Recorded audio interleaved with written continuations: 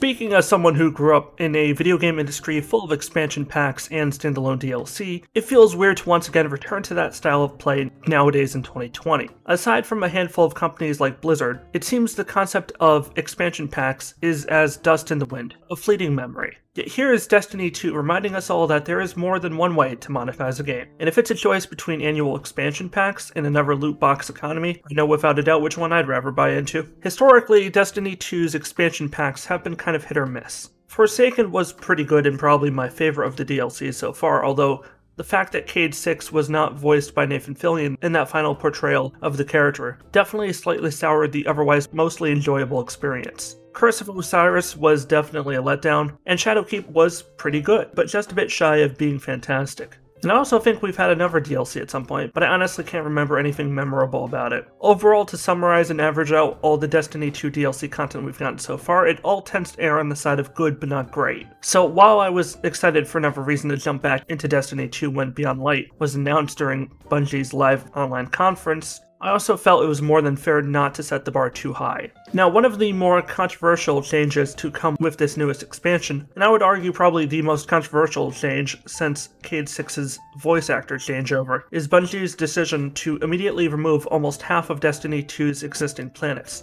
Titan, Io, Mars, Mercury, as well as an additional zone, the Leviathan ship. I've been noticing this very recent trend in gaming, especially here on PC, where developers of popular online shooter games have been suddenly making efforts to go back and clean up said games from a technical angle, streamlining and optimizing much of the game's code in order to reduce the game's total download size. Fortnite got a pretty decent install size reduction. Call of Duty, I believe, is now splitting off some of its game modes into optional add-on downloads, as opposed to forcing players to just download everything in one go, I suppose. Considering the majority of PC players generally have only a single terabyte or two, maybe with an additional 250 or 500 gigabyte SSD, there's a definite finite number of games you can have installed at any given time, with players being able to keep fewer and fewer games on their PCs as developers continue to pump out poorly optimized games that make little effort to keep their install size reasonable. Need I invoke the classic example of Titanfall, which had a 50 gigabyte download, 18 gigabytes of which were merely uncompressed audio files. An oldie but a goodie. Destiny 2's file size has been steadily increasing to the point it's reached ludicrously high levels, with last year's expansion in Shadowkeep pushing it over 165 gigabytes. For comparison's sake, Final Fantasy 15 was only 100 gigabytes, and that game was criticized for its bloated file size. There is no argument that at some point the game's increasingly large hard drive-based requirements was going to limit its accessibility in the market, putting Bungie in a rather uncomfortable situation. Should they just continue to increase the size and take the risk that they might turn away some players? Or should they spend months, maybe up to a year, completely reworking the game's technical backend to slim down on some of the unnecessary fat? While Bungie went for the unexpected, in my opinion, fairly lazy approach of effectively going in and ripping out whole chunks of content from the existing game with the ferocity, the Doomslayer chainsawing a Cyberdemon. Now, to be fair, while I'm not a huge fan of the idea of removing existing in-game content for any reason, that does not mean that Bungie's implementation of this concept is inherently a bad one. One benefit of cutting back and limiting the total number of planets at any given time is that it does create a MMORPG-like environment, where each planet has dungeons, quests, world events, and other such PvE activity specifically tailored to different groups of players. You have your lower power level cap worlds aimed at low powered leveled players, newbies, your mid-tier or intermediate leveled oriented worlds,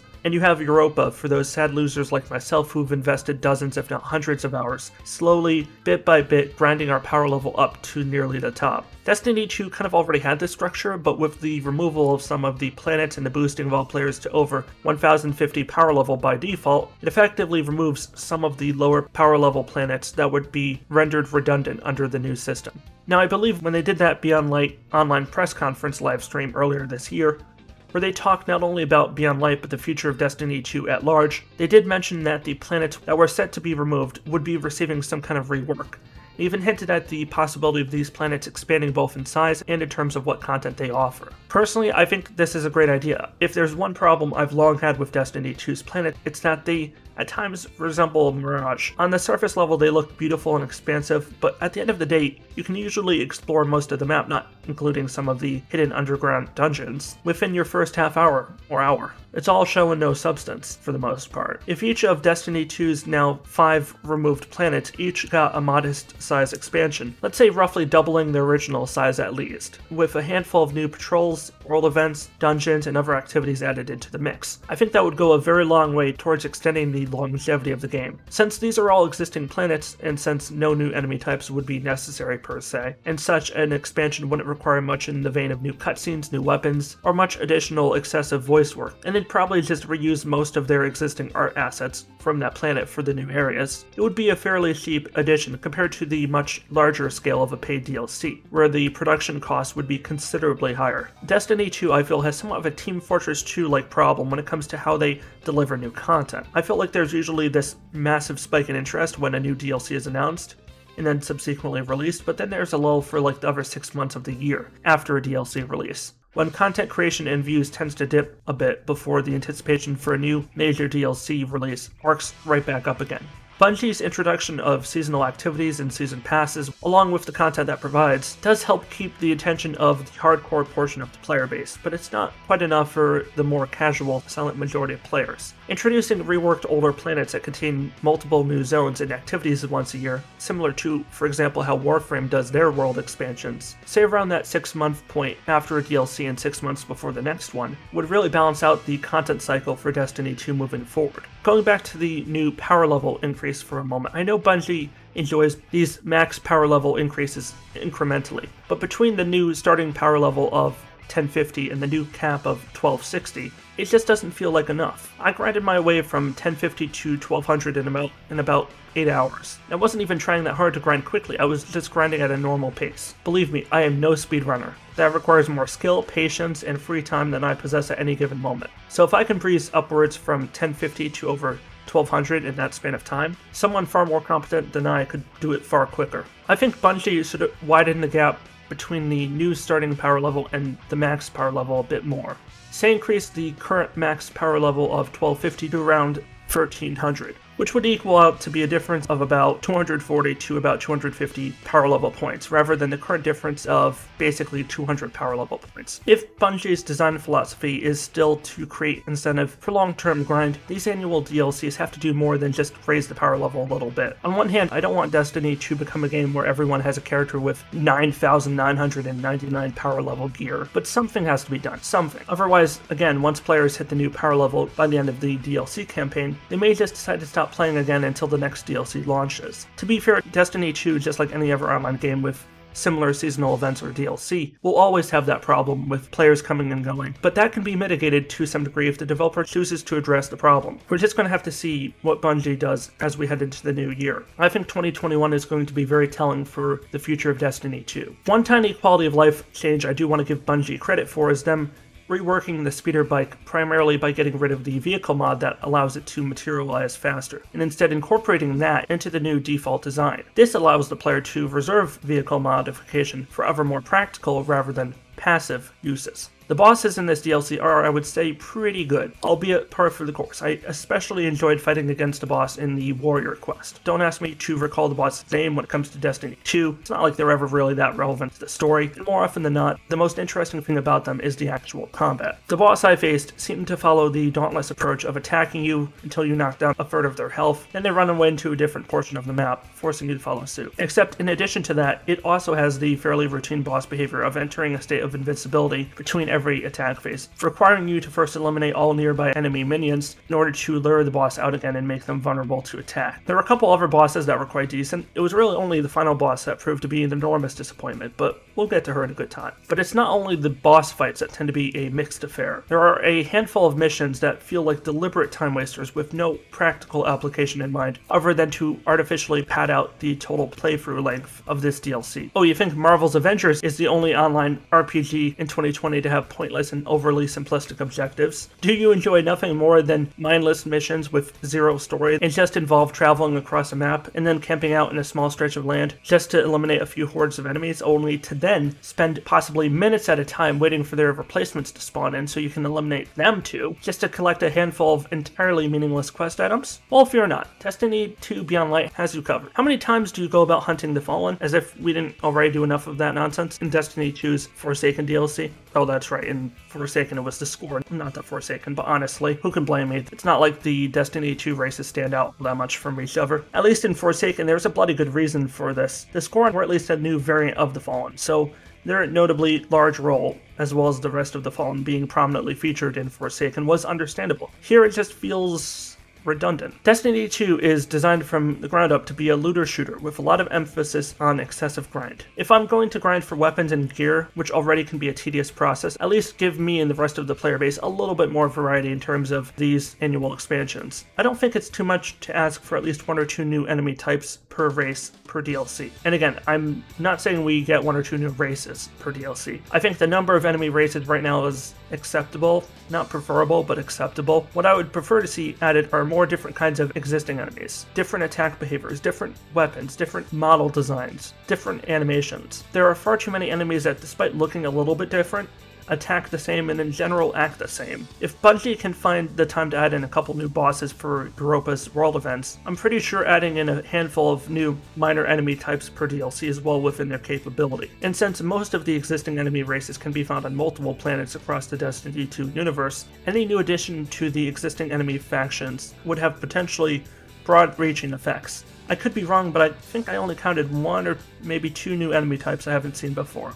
Maybe I missed another 1 or 2, but when you spend over 20 hours doing little other than killing endless swarms of Vex or fallen enemies, it starts to all become a bit of a blur. Moving over to the story, what little is here. The overarching narrative themes of light versus dark, overcoming temptation versus giving into it, the all it takes is one bad day mantra prevalent throughout most of the story is completely pointless. So many side plots are introduced that go nowhere whatsoever. It doesn't help that the game keeps hitting you over the head with the same exact themes with likewise near identical catchphrases. I can easily say without hesitation that I literally cannot count how many times that ghost, my little flying drone companion, would interrupt my otherwise peaceful speeder bike ride to ask me if I was feeling alright, and then proceeding to warn me about the dangers of using the rather vaguely named darkness powers. Crammed ham-fistedly into the final mission and subsequent final boss fight, this game tries to set up this awkward philosophical divide between you, the Guardian character, and Emrys, setting up this whole we're not so different speech and this very strong implication at the end that there is no such thing as good or evil, that there is only power, and one must seize it by force if you want to achieve your goals. Very Immanuel Kant, I might add. And that the lack of willingness to take that power is a sign of weakness. Not gonna lie, it feels like whoever wrote this whole exchange and really any dialogue for Emrys just drew their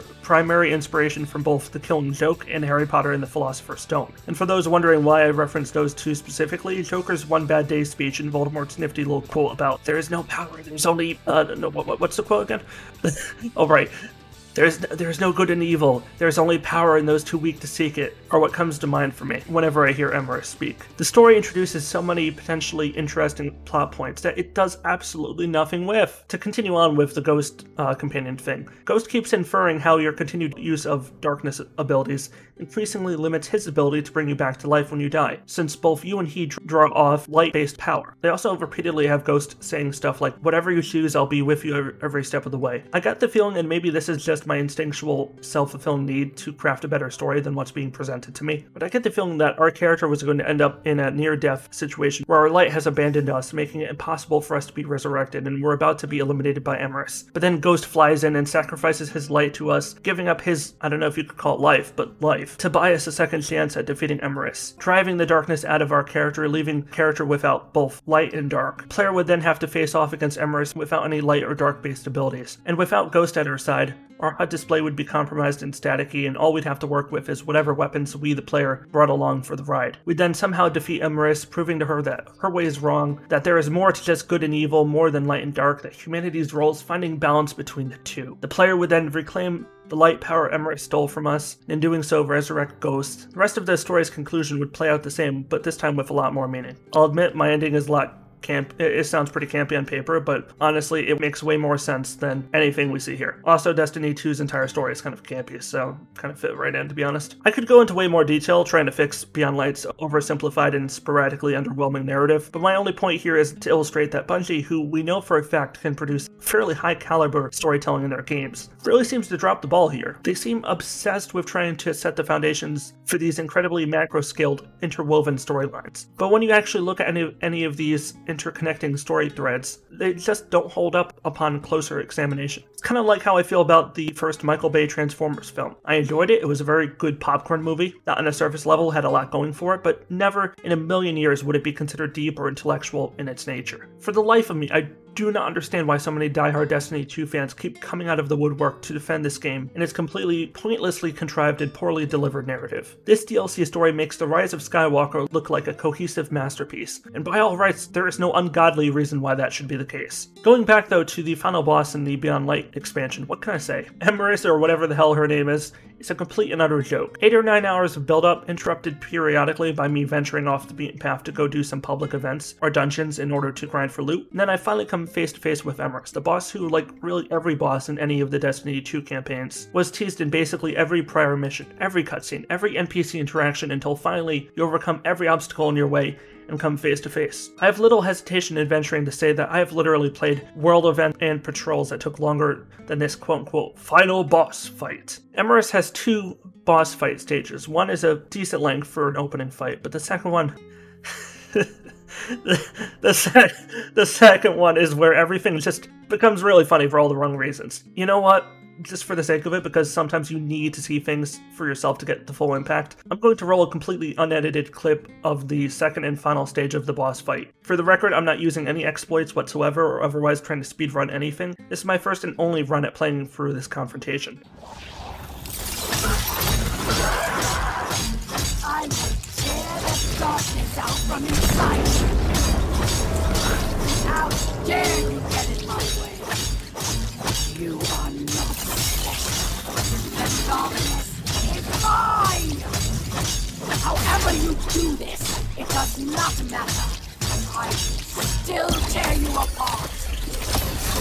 This power was meant for me and the Elixir. As I said before, I don't really set a high bar in terms of expectations going into any Destiny 2 boss battle, because for the most part it involves the same repetition of luring them out, taking out a chunk of their health until they scuttle away and hide like an ADHD child who just knocked over a lamp and doesn't want their dear old dad to know, so they get the heck out of Dodge and try to come up with a convincing alibi like they're a suspect in the latest episode of Law & Order or something. For me, as long as the boss is somewhat challenging and allows me to have a bit of mind-numbing fun, everything else usually just falls into place. There I was, sword in hand, clenching my Ludicus Maximus for the battle to come, ready to go all Dark Souls on its ass, and it's just over. If the DLC had any sense of narrative direction, it would have just ended by sending me back to the tower to talk to Zavala immediately, but no, you've got to do another pointless go to the weird Doom Eternal-esque base pyramid of doom, stand in this eerily ritualistic circle, and then listen to Ghost whine some more for a bit. Then guess what? You get to go do the same bloody thing all over again on a different planet. Go find another hellish pyramid, go do your weird prayer thing, and then try very hard to resist the temptation to pull out your rocket launcher and reduce your ghost drone to nothing more than a smoldering heap of scrap metal. Overall, Beyond Light was decent. It didn't exactly retain the same degree of gameplay variety and originality that Forsaken did. The narrative was worse than the already middling to somewhat low standards I would normally expect of any Destiny 2 expansion, but there's certainly enough content in it to justify the price tag. The new planet and its accompanying activities and opportunities offer a decent amount of value. Honestly, I had way more fun just doing the world-related activities than I did playing through at least half of the actual DLC campaign missions. The new snow and wind weather effects are quite nice. I like how during the frequent blizzards, if you're on your speeder bike just idling, the wind will actually push you in one direction or another. And even when you accelerate up to your max speed, you're still fighting against the wind. It's a very nice little detail, if only the rest of the DLC got similar highbrow treatment. Beyond Light doesn't do a whole lot to shake up the formula, but it does do enough to provide some new content for both hardcore and casual players. It exceeds in a few areas, but does well enough in most of the rest. It's all, at the least, okay. And for me, that's good enough. And on that note, that's where I'm going to wrap it up for today. It's been fun, but time's a ticking, and I've got quite a few games left to review before 2020 draws to a close, assuming God willing, that 2020 itself doesn't end with some apocalyptic send-off like some melodramatic series finale. Let me know what you think of Destiny 2 Beyond Light in the comments section down below. I'll readily admit that in many ways I did tear this game a new one, and I don't know what to say. I love Destiny 2 as a game. I've supported it since day one, but I'm simply not going to hold back and not criticize it when it's rightfully earned some much-needed tough love. I'm a fan of the game, no denying, but I'm not going to cross that invisible line and become a fanboy for it. You're going to have to turn to someone else for that. If you like what I do and want to support me, there are a number of ways you can help, and none of them will cost you so much as a penny. The most helpful one would be to subscribe and opt into getting notifications so you can be among the first to know when a new video goes live. By default, when you click subscribe, YouTube will only opt you into getting some notifications. By clicking the bell and swapping over to all notifications after you've subscribed, you can ensure you have the best chance of knowing when my future videos go live. I upload new videos more or less once a week, so have no fear of me spamming your notifications feed with unnecessary multiple uploads. I'm not one of those daily upload channels. Thanks to those of you who have already subscribed. Your support makes all the difference in helping this sustain its upwards mobility. And as ever, I'm really grateful to all of you for that.